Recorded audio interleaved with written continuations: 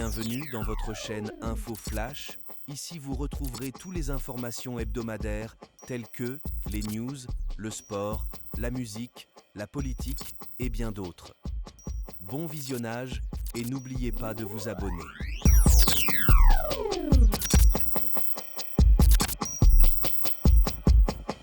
L'attaque lancée par le groupe militant palestinien Hamas contre Israël le 7 octobre était sans précédent en termes d'ampleur et de violence. Cela s'est produit sans avertissement, mais est le résultat de décennies de tensions entre Israéliens et Palestiniens. Le Hamas affirme qu'il y a plusieurs raisons derrière cette attaque.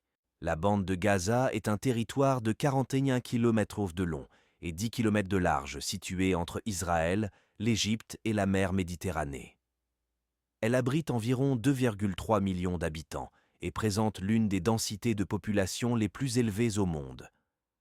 Il fait partie des territoires palestiniens avec la Cisjordanie et Jérusalem-Est. Environ 80% de la population de Gaza dépend de l'aide internationale, selon l'ONU, et environ 1 million de personnes dépendent de l'aide alimentaire quotidienne. Cela signifie que la vie quotidienne des personnes qui y vivent est difficile. Selon l'ONU, en 2021, l'électricité n'était disponible que 13 heures par jour en moyenne.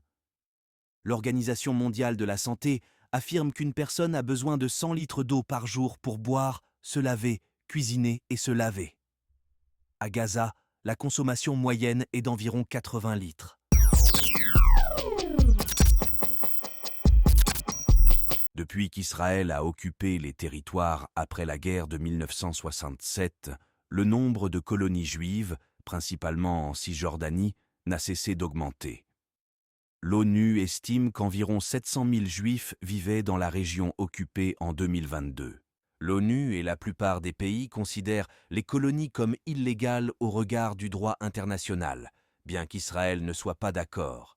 Il y a eu cette année une augmentation spectaculaire des violences perpétrées par des colons israéliens extrémistes contre des civils palestiniens en Cisjordanie occupée, avec plus de 100 incidents signalés par mois selon l'ONU.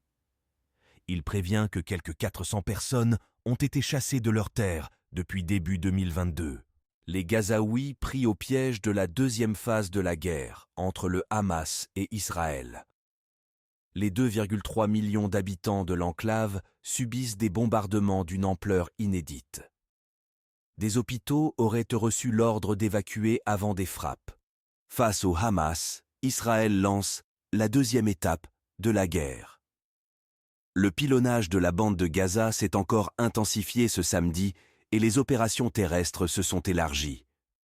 Le bilan palestinien monte à plus de 8000 morts, selon le Hamas, au pouvoir dans l'enclave. Le ministère de la Santé de Gaza, contrôlé par le Hamas, fait état de plus de 8000 morts, terroristes compris, depuis le début de la guerre.